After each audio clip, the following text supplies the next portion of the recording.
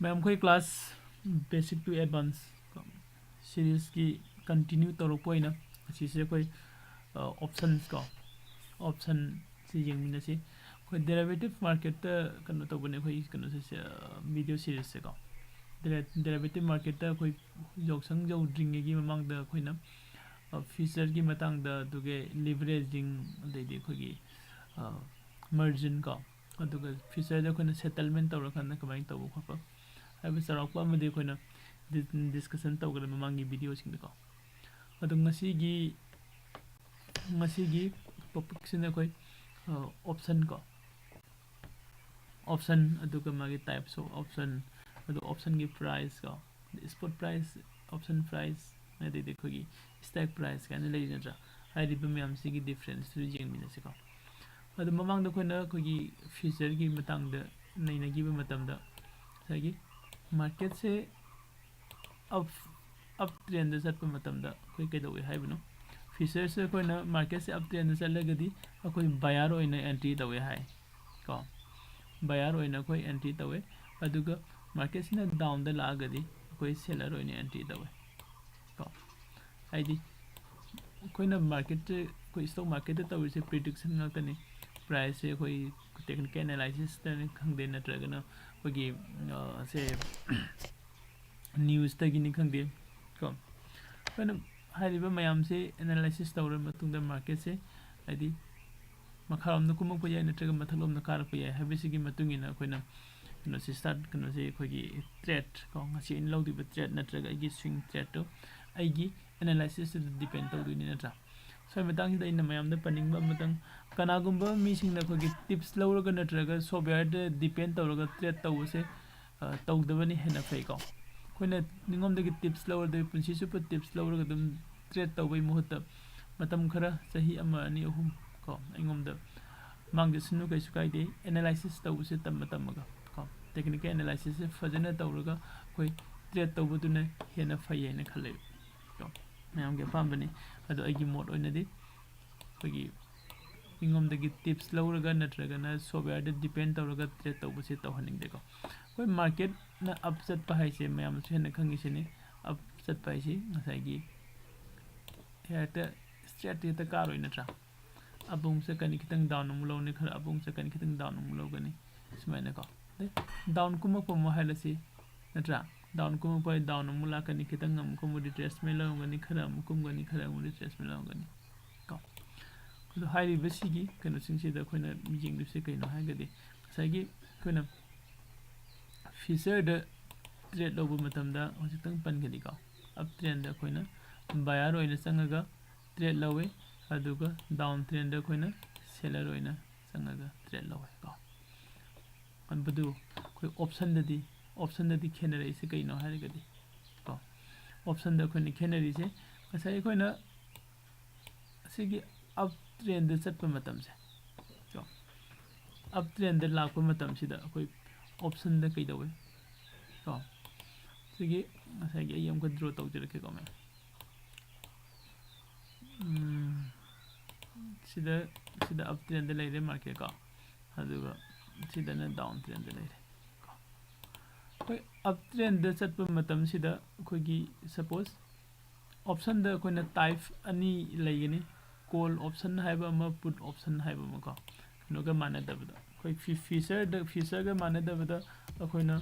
option सिदा मागी को टाइप अनि लै कई टाइप न हाइरगदी को कॉल ऑप्शन हाइबा मा अदुगा पुट ऑप्शन हाइबा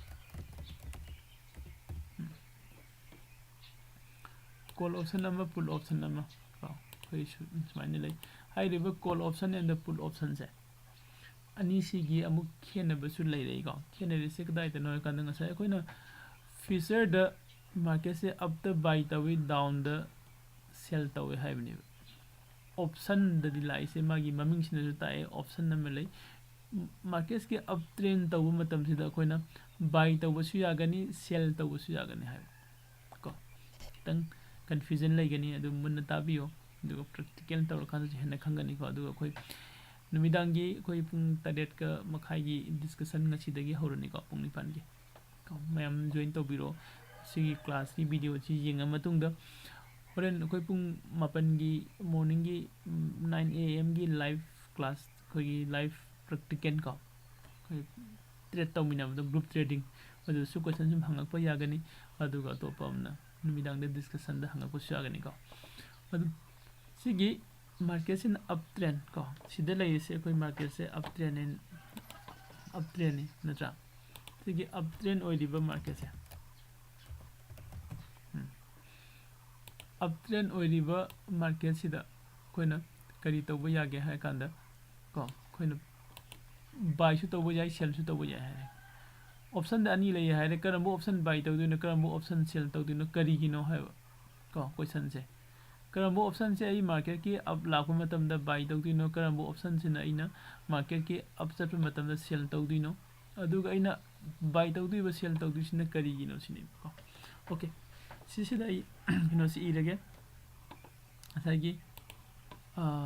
सिगी मार्केट की प्राइस है मार्केट की कोई प्राइस है लैरी को मार्केट की प्राइस है कोई स्पॉट प्राइस है खाने करेंट मार्केट प्राइस का है CMP CMP current market price का स्पॉट प्राइस के सुमानी हजिक चलीब मार्केट की प्राइस तुने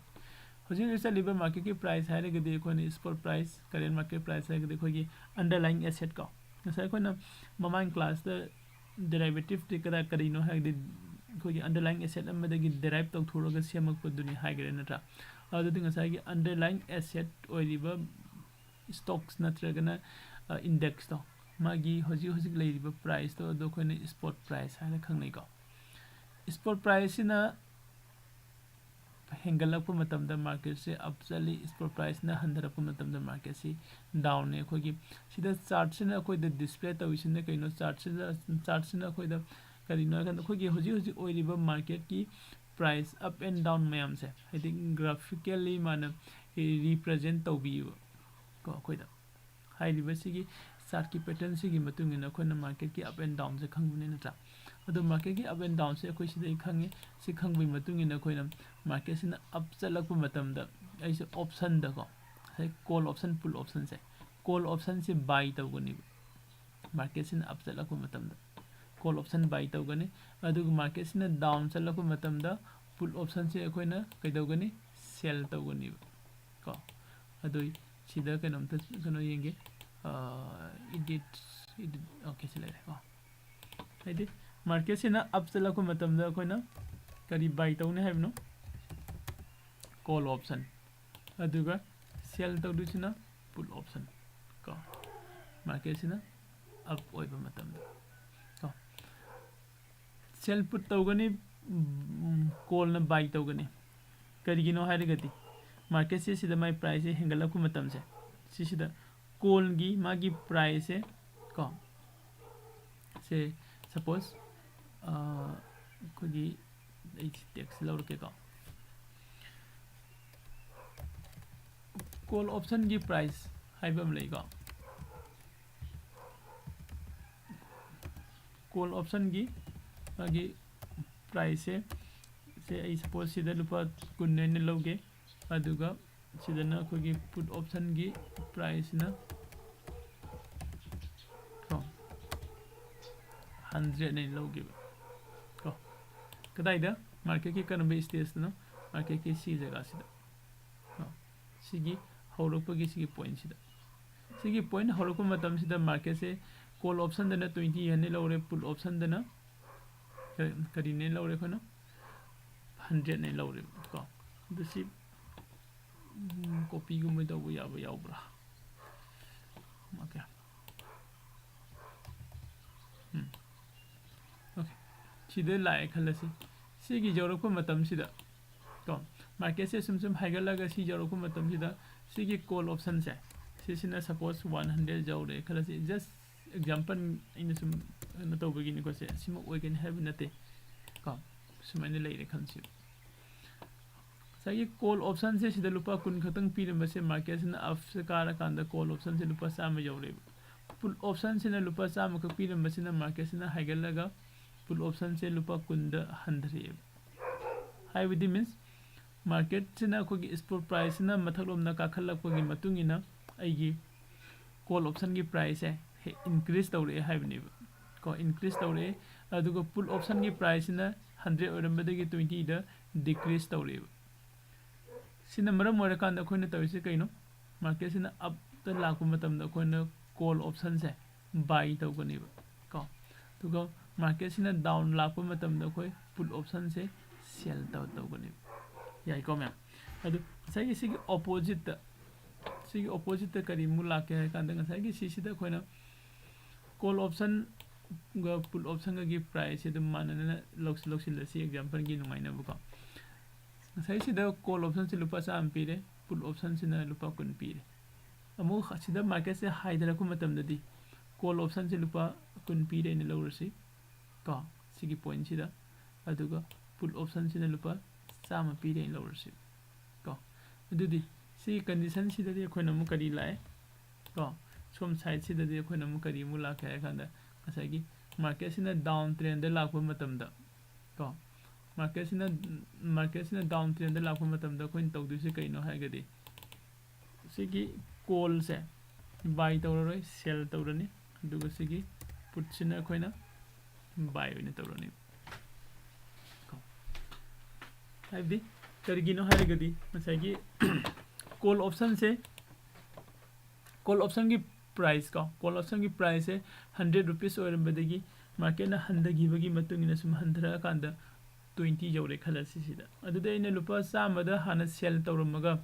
ꯍꯣꯔꯦꯟ ꯑꯩ ꯑꯦꯛꯖꯤꯠ ꯇꯧꯕ ꯑꯩꯅ ꯕꯥꯏ ꯇꯧꯔꯒ ꯑꯦꯛꯖꯤꯠ ꯇꯧꯕꯁꯤ 20ꯗ ꯑꯦꯛꯖꯤꯠ ꯇꯧꯕꯤꯔꯒꯗꯤ 80 ꯔꯨꯄꯤꯁꯀꯤ ꯄ꯭ꯔꯣꯐꯤꯠꯅꯤ ꯀꯣ ꯑꯃꯔꯣꯝꯗ ꯄꯨꯠ ꯑꯣꯞꯁꯟꯁꯦ 20 ꯔꯨꯄꯤꯁꯇ ꯁꯤꯗ ꯁ꯭ꯇꯥꯔꯠ ꯇꯧꯔꯦ ꯃꯥꯔꯀꯦꯠꯁꯤꯅ ꯃꯥꯒꯤ ꯗꯥꯎꯟ ꯂꯥꯛꯄꯒꯤ ꯃꯇꯨꯡ ꯏꯟꯅ ꯀꯣ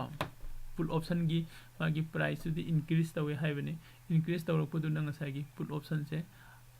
100 ꯌꯧꯔꯦꯕ ꯉꯁꯥꯏ 20 ꯄꯤꯔꯝꯕꯁꯦ ꯀꯣ ꯑꯗꯨꯗꯤ ꯑꯩꯅ 20ꯗ ꯕꯥꯏ ꯇꯧꯔꯒ 100ꯗ ꯁꯦꯜ ꯇꯧꯔꯒ ꯑꯦꯛꯖꯤꯠ ꯇꯧꯔꯒꯗꯤ ꯃꯥꯔꯀꯦꯠꯇ ꯀꯣ ꯑꯗꯨꯗꯤ ꯑꯗꯨꯁꯨ ꯑꯩꯒꯤ ꯄ꯭ꯔꯣꯐꯤꯠꯅꯤ ꯀꯣ ꯁꯤ ꯃꯇꯥꯡꯁꯤꯗ ꯑꯩꯅ ꯄꯨꯠ ꯑꯣꯞꯁꯟꯒꯤ ꯄ꯭ꯔꯥꯏꯁ ꯀꯣꯜ ꯑꯣꯞꯁꯟꯒꯤ ꯄ꯭ꯔꯥꯏꯁ ꯍꯥꯏꯁꯤꯡꯁꯦ ꯀꯣ ꯁꯤꯗ ꯑꯃ ꯑꯩ ꯀꯩꯅꯣꯝꯇꯒꯤ ꯏꯖꯔꯝꯒꯦ ꯁꯤꯗꯀꯣ ꯑꯩꯈꯣꯏꯒꯤ ꯑꯣꯞꯁꯟꯗꯗꯤ ꯑꯩꯈꯣꯏꯅ ꯀꯣ ꯑꯩꯈꯣꯏꯒꯤ ꯑꯣꯞꯁꯟꯒꯤ ꯄ꯭ꯔꯥꯏꯁ ꯍꯥꯏꯕꯁꯦ ꯑꯣꯞꯁꯟꯁ ꯄ꯭ꯔꯥꯏꯁ ꯀꯣ ꯑꯣꯞꯁꯟꯁ ꯄ꯭ꯔꯥꯏꯁ ꯍꯥꯏꯅꯁꯨ ꯑꯗꯨꯝ ꯈꯪꯅꯩ ꯃꯌꯥꯝꯅ ꯀꯣ ꯑꯗꯣ ꯍꯥꯏꯔꯤꯕ ꯁꯤꯒꯤ ꯑꯣꯞꯁꯟ ꯄ꯭ꯔꯥꯏꯁꯁꯦ ꯑꯩꯈꯣꯏꯅ ꯀꯣ ꯄ꯭रीमियम ꯍꯥꯏꯔꯒ ꯃꯌꯥꯝꯅ ꯈꯪꯅꯩ ꯀꯣ ꯑꯣꯞꯁꯟꯒꯤ ꯄ꯭रीमियम ꯑꯣꯀꯦ ꯑꯣꯞꯁꯟꯒꯤ ꯄ꯭ꯔꯥꯏꯁꯁꯦ ꯑꯩꯈꯣꯏꯅ ꯑꯩ ꯏꯀ꯭ꯋꯦꯜ ꯇꯨ ꯑꯣꯏꯅ ꯊꯝꯃꯝꯃꯒꯦ ꯀꯣ ꯏꯀ꯭ꯋꯦꯜ ꯇꯨ ꯄ꯭रीमियम ꯀꯣ ꯁꯤꯁꯤ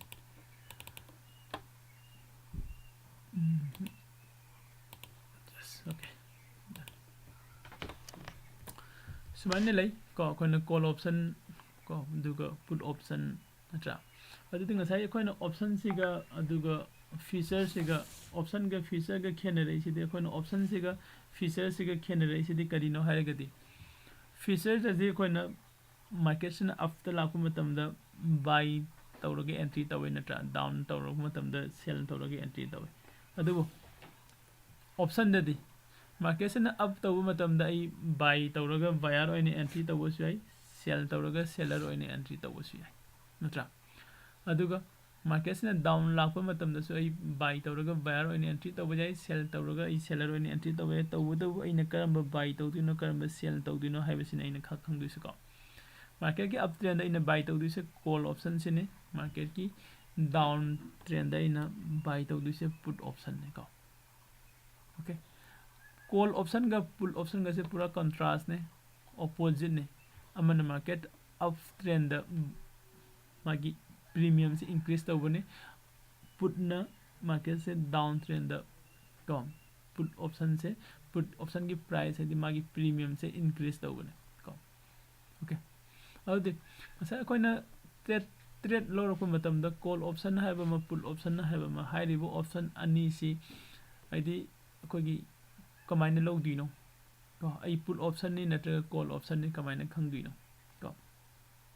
हाइरिबा म्याम से नेक्स्ट की वीडियो दि जेंगसे अदुगा तोपमना सिदा खोइना चार्ट सिगी मतुंग इन मार्केट से अप चली और डाउन चली हाइसे करम चार्ट इन जेंगदिसे को करम चार्ट इन जेंगदिसे हाइगदि आइगी अंडरलाइन एसेट की चार्ट अदु जेंगसे अदुगी मतुंग इन खोइना अंदि आइगी अंडरलाइन एसेट की चार्ट की मतुंग इन मार्केट की अप एंड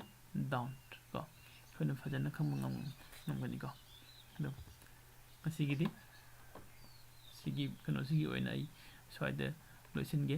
ꯑꯗꯨꯒ ꯅꯦꯛꯁ ꯚꯤꯗꯤꯑꯣꯗ ꯑꯃꯨꯛ ꯑꯩꯈꯣꯏ ꯀꯩꯅꯣꯁꯤ ꯑꯃꯨꯛ ꯌꯦꯡꯃꯤꯟꯅꯁꯤ ꯑꯩꯈꯣꯏꯒꯤ